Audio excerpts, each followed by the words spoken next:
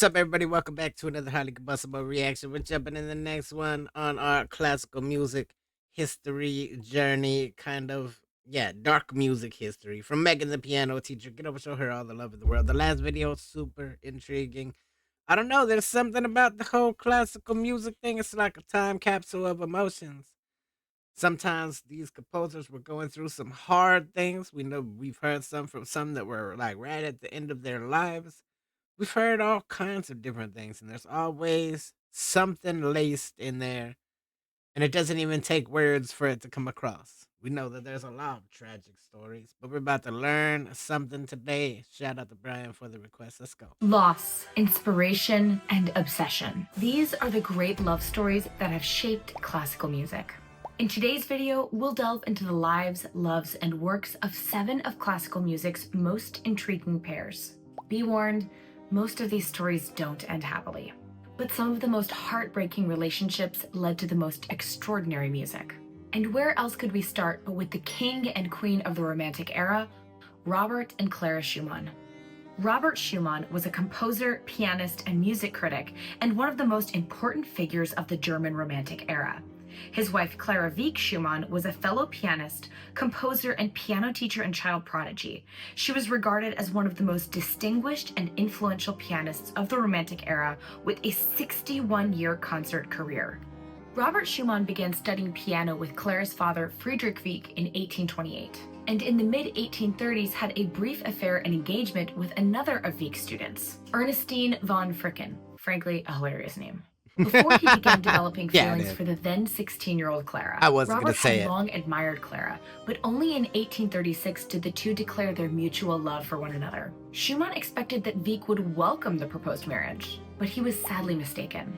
Wieck refused to consent, fearing that Robert would be unable to provide for his daughter, and she would have to abandon her promising career. It took a years-long series of acrimonious legal actions for Schumann to obtain a court ruling that he and Clara could marry without her father's consent. They were married on September 12, 1840, exactly one day before Clara's 21st birthday, on which she would have been legally allowed to marry without her father's consent. A quick warning that the next section is very dark and contains discussion of severe mental illness and death.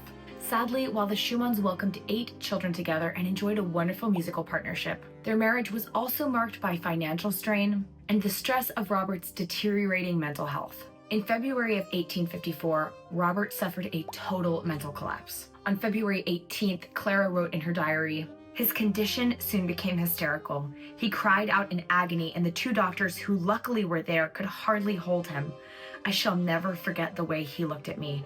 I suffered with him the cruelest moments." On February 26th, terrified that he might physically injure his wife or children, Robert asked to be taken to an asylum, but his doctor convinced him to settle down and go to bed. When he woke up the next day, he murmured to Clara, "Ah, Clara, I am not worthy of your love."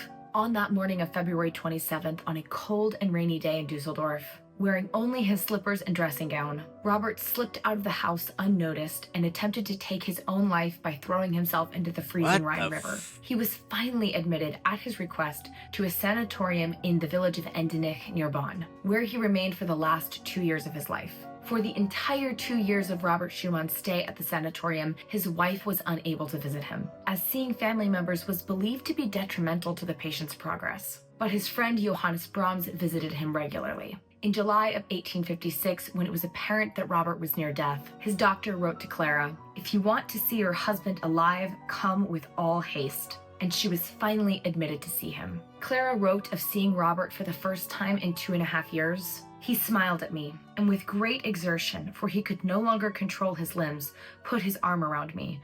I shall never forget it.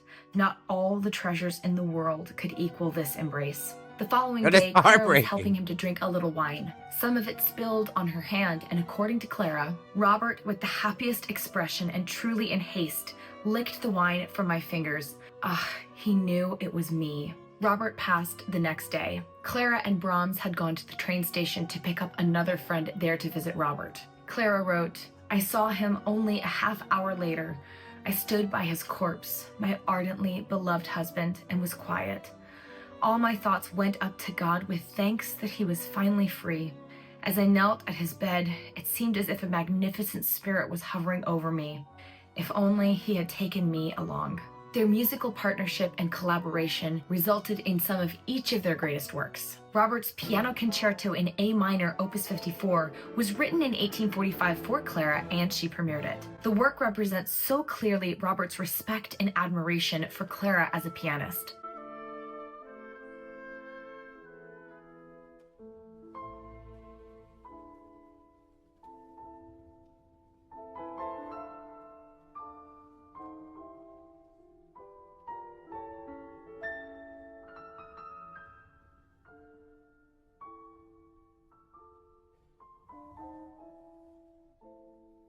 In contrast, Clara's Piano Concerto, also in A minor, bears more subtle influence from Robert. Clara began writing the concerto at just 13 years old. Before their romantic relationship began, the two would share their in-progress compositions with one another, and Robert later orchestrated the finale of the concerto.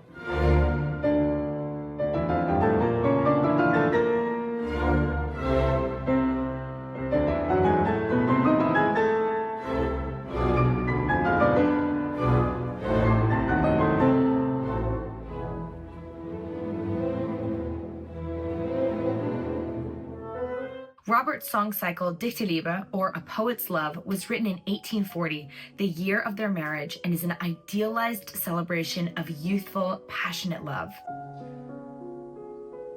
Im wunderschönen Monat Mai, als alle Knospen sprangen, da ist in meinem Herzen. In contrast, Clara's Piano Trio in G minor was composed during the era of Robert's gradual decline and the family's financial instability, represented by the piece's emotional instability and turbulence.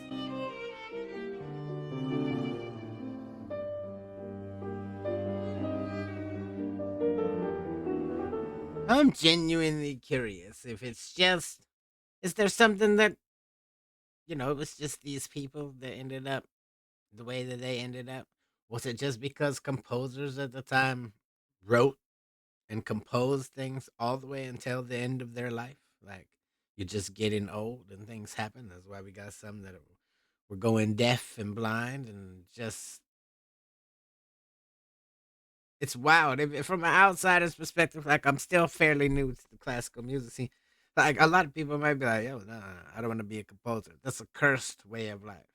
Because there were a lot of tormented composers, a lot of people that were, I don't know, just in the thick of it. And it's apparent in a lot of their pieces that they wrote. Or was it just merely life? They were old, they were on their way out.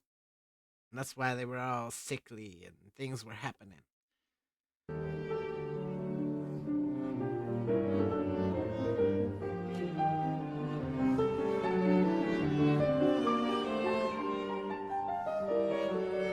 While Robert's story sadly ends here, we're not quite done with Clara. Our next pair on the list is Clara Schumann and Johannes Brahms. Johannes Brahms was a German composer, virtuoso pianist, and conductor of the mid-Romantic period, often considered to be one of the most important composers in the history of Western classical music. 5 months before Robert Schumann's committal to the asylum, Johannes Brahms arrived on their doorstep as a young, unknown, aspiring composer. After hearing Brahms play some of his music, the Schumanns instantly recognized him as a genius and welcomed him into their household. Robert declared Brahms the true heir of Beethoven in one of his publications, making him famous overnight. When Brahms heard about Robert's attempt on his own life, he rushed to Dusseldorf and stayed by Clara's side for the better part of 2 years. He quickly assumed many of the duties of the head of household and helped Clara sort through Robert's affairs and look after her children as she prepared for childbirth and the resumption of her career as one of Europe's leading concert pianists. As Johannes and Clara spent more time together, their feelings for one another deepened to something beyond friendship. Brahms wrote to a friend, "I believe that I do not have more concern for and admiration for her than I love her and find love in her. I often have to restrain myself forcibly from just quietly putting my arms around her. And even, I don't know, it seems to me so natural that she could not misunderstand." Clara wrote in her diary, "There is the most complete accord between us. It is not his youth that attracts me, not perhaps my flattered vanity.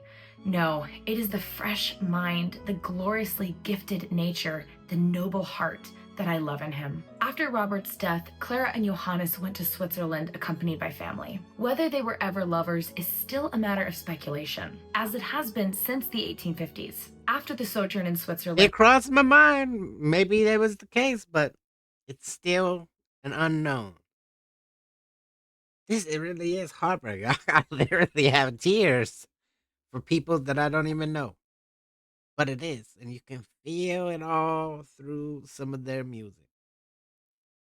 It's wild to me the amount of emotion that classical music carries, considering I was vehemently against it completely. Just like, no, I'm not listening to classical music. That's music for boring people that are just sitting around not doing anything. For me, a concert was getting up and moving around. But I couldn't have been more wrong. And I kicked myself in the ass for it too. the two parted ways. Brahms never married and Clara never remarried, and the two remained steadfast friends for the rest of their lives. During Robert's time in the asylum, Brahms wrote several pieces to console Clara, including his variations on a theme by Robert Schumann, Opus 9,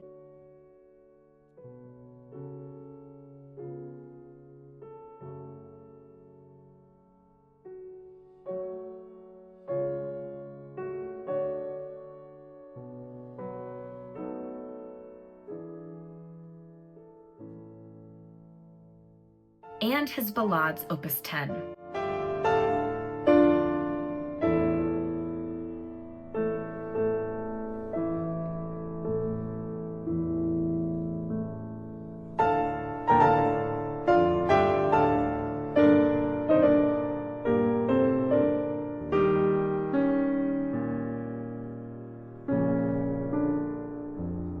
And Clara dedicated her three romances, Opus 21, from 1853, to Brahms.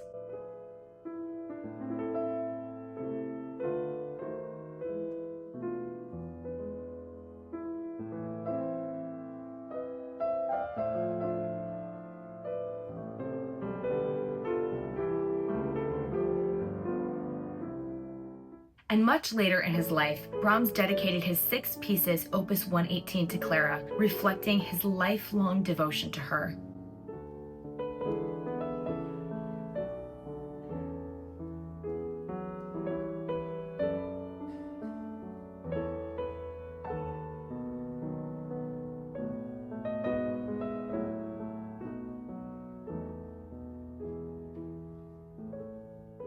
While both Robert Schumann and Johannes Brahms deeply admired and encouraged Clara's talents, not all relationships were as supportive, as in the case of Gustav Mahler and Alma Schindler. Gustav Mahler was an Austro-Bohemian romantic composer and one of the leading conductors of his generation. As a composer, he acted as a bridge between the 19th century Austro-German tradition and the modernism of the early 20th century. Alma Schindler was an Austrian composer, author, editor, and socialite. Prior to meeting Gustav Mahler, Alma had relationships with painter Gustav Klimt and her composing teacher Alexander Zemlinsky. Alma was a talented pianist and composer, but upon her marriage to Gustav Mahler, he demanded she stop composing and embrace her role as a wife and supporter of her husband's music. Now, before you feel...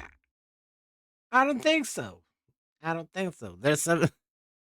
Listen, if the person that you're with requires you to quit your career, stop something that you're good at, to cancel a dream, it ain't worth it. Too bad for Alma. She was, to put it gently, kind of a piece of work. I won't go into it too much here, but read some of her letters to Zemlinsky. Sadly, the couple's marriage was marred by the loss of their first child, Maria, and Alma's subsequent infidelity. Following the affair, Gustav began to take serious interest in Alma's compositions, regretting his earlier dismissive attitude. He edited and helped secure publication for some of her songs in 1910 before his death in 1911. Her set of 5 songs written before her marriage offer a rare glimpse into her suppressed compositional voice.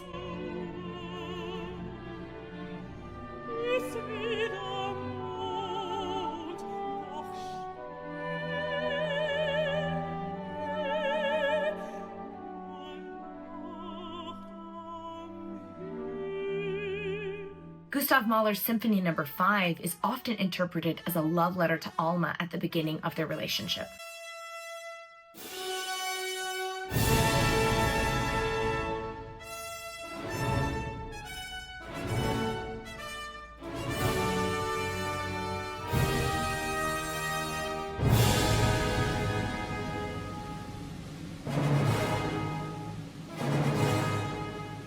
And Gustav's Kindertotenlieder was written before the loss of their own child, and Alma later felt that the work ominously predicted tragedy.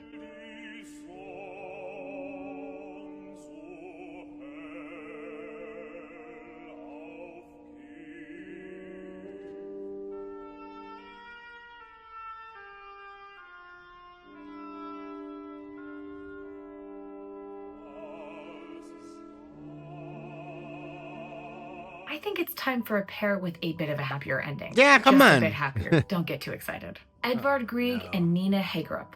Edvard Grieg was a Norwegian composer and pianist. He is widely considered one of the leading Romantic era composers, and his music is part of the standard classical repertoire worldwide and is credited for bringing the music of Norway to national fame. Nina Hagerup was a trained lyric soprano, and also Edvard Grieg's first cousin, but, you know, different times. Hey, The couple different married in times. Different times. That was the thing back in the day. It didn't matter. 1867, despite family objections. And Nina was considered the best performer and interpreter of Grieg songs. The two had an affectionate marriage that was sadly marred by tragedies and difficulties, including the death of their only child, Grieg's chronic illness, and long separations due to touring. After Grieg's death in 1907, Nina lived another 30 years, carefully preserving her husband's legacy. Grieg's songs Opus 33 and 48 were written specifically for Nina's voice and gave her the opportunity to shape how the world heard his music.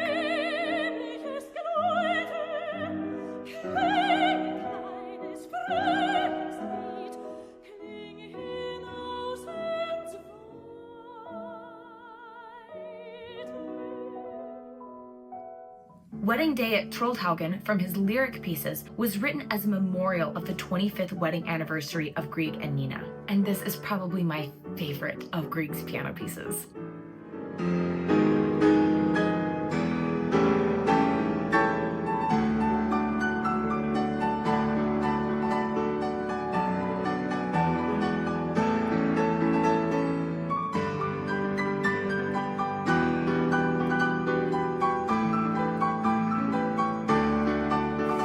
Another composer with a singer beautiful. for a muse and romantic partner was Benjamin Britten and Peter Pears. Edward Benjamin Britten was an English composer, conductor, and pianist. He was a central figure of 20th century British music with a range of works including opera, other vocal music, orchestral, and chamber pieces. Peter Pears was an English tenor. His career was closely associated with the composer Benjamin Britten, his personal and professional partner for nearly 40 years. In 1936, Britten and Pears, both early in their career, became initially platonic friends. Pears quickly became Britten's musical inspiration, and Britten's first work for him was composed within a week of their meeting, a setting of Emily Bronte's poem, 1,000 Gleaming Fires, for tenor and strings.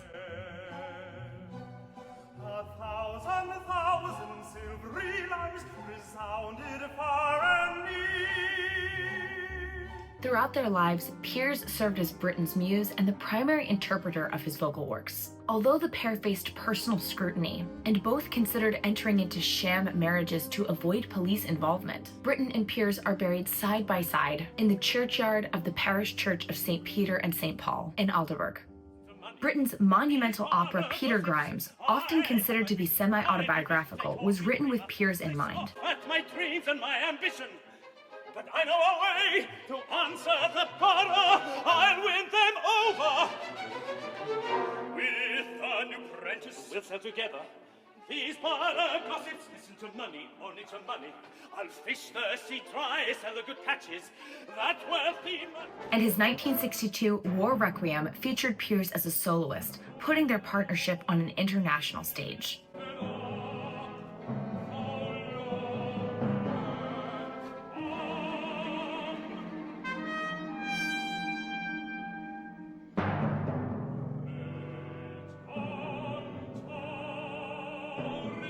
There There have also been many important pairs and relationships throughout music history that weren't romantic. None more so than Nadia and Lily Boulanger. Nadia Boulanger was a French music teacher, conductor, and composer. And her sister Lily Boulanger was a French composer and musician who was the first female winner of the Grand Prix de Rome Composition Prize. The sisters were born into a deeply musical Parisian family, and both showed immense musical talent from a young age, with Lily singing melodies by ear at 2 and learning to read sheet music before the alphabet. The sisters were incredibly close. Wild. When Lily was born, their father made her older sister Nadia promise that she would be responsible for her new baby sister's welfare, which led to Nadia being an immense influence on Lily. Throughout their childhood, Nadia would receive lessons in piano, organ, composition, and music theory, and Lily would tag along. While Nadia studied at the Paris Conservatory, Lily herself was barred from officially working on her musical studies due to pneumonia, which lasted from age 6 to 16. After much waiting, Lily was finally allowed to study harmony and composition at the Paris Conservatory. While she studied under numerous noted pedagogues at the institution, she was primarily backed by one devoted supporter, her sister Nadia. In 1913, Lily became the first woman to win the prestigious Prix de Rome Composition Prize. During her final years, she and her sister organized efforts to support French soldiers during World War I. Sadly, Lily suffered from chronic illnesses throughout her life. She died of intestinal tuberculosis at age 24 and was buried at the Montmartre Cemetery. Nadia was deeply affected by her sister's death and largely stopped composing, preferring to devote her life to teaching and preserving Lily's legacy. And she ultimately became arguably the most influential composition teacher of the 20th century. Nadia died in 1979 and was buried beside her sister. While neither wrote an enormous volume of music, both sisters' compositions are revered and well-loved. Lily's Du Fond l'Abîme was composed in 1917 as she knew her end was approaching.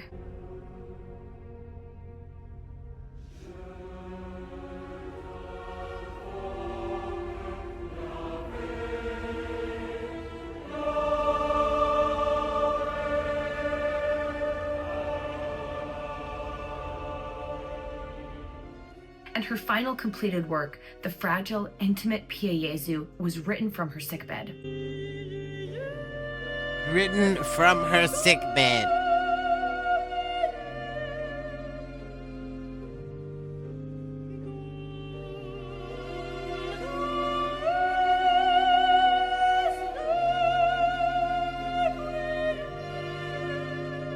Nadia's Fantasy Variations for Piano and Orchestra was composed before her sister's death and shows her formidable compositional voice.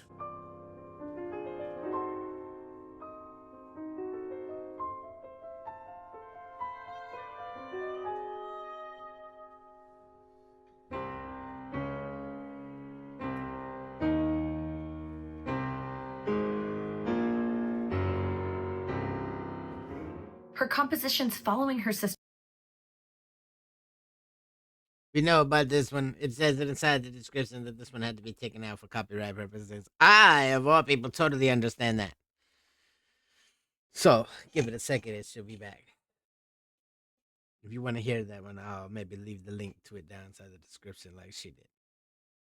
This is the most, I don't know, the most intriguing way to learn about classical music. Rather than just listening to it, like, you think you got to do the whole thing. You got to listen to it, see when it was written, look at the things that were going on at the time, think about what was happening in the composer's life at the time.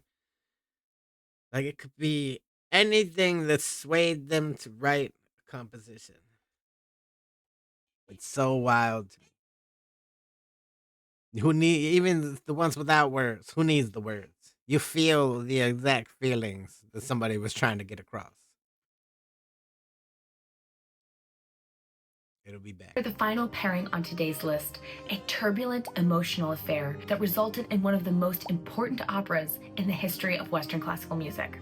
Richard Wagner and Mathilde Wesendonck. Richard Wagner was a German composer, theater director, essayist, and conductor, best known for his operas. He revolutionized the genre through his concept of the Gesamtkunstwerk, total work of art, which sought to unite poetic, musical, visual, and dramatic elements. Wagner's contentious personal conduct, as well as his deeply anti-Semitic views, made him a controversial figure during his lifetime and to this day. Despite this, his music remains a staple of opera houses and concert halls worldwide. Agnes Mathilde Wesendonck was a German poet and author. In 1849, Wagner was forced to abandon his position as the conductor of the Dresden Opera, as there was a warrant posted for his arrest due to his involvement in the unsuccessful May Revolution. He left his wife Minna in Dresden and fled to Zurich, where he met the wealthy silk trader Otto Wesendonck, who became a supporter of Wagner and bankrolled the composer for several years. And in the meantime, Otto's wife Mathilde became enamored of the composer. During their emotionally turbulent but never fully realized affair, Wagner wrote the Wesendonck Lieder,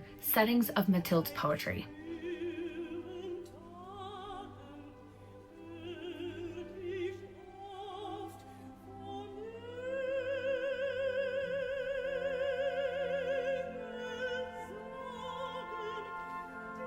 Two of the pieces from this set were specifically marked as studies for Tristan. As inspired by his infatuation with Mathilde, Wagner had begun working on his monumental opera based on the Arthurian love story Tristan und Isolde.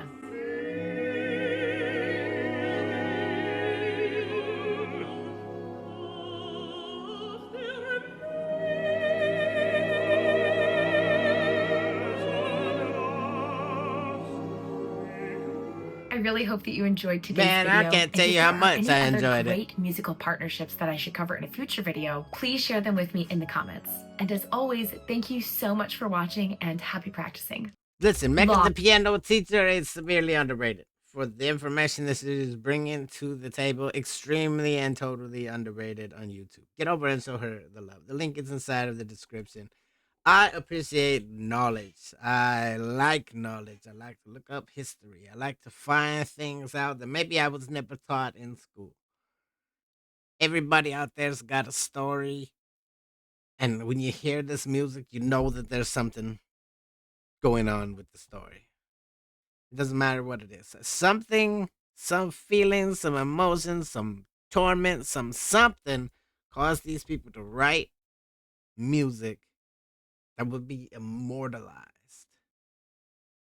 And those emotions immortalized right along with it. I absolutely enjoyed this. 100% totally intriguing. Go show Megan the Piano Teacher the love. I appreciate the request. Hit the like button if you liked it. The dislike button, but it won't believe you. Tell the next one why the combustible. You guys be happy, healthy, safe. I love you to the moon and back. Peace.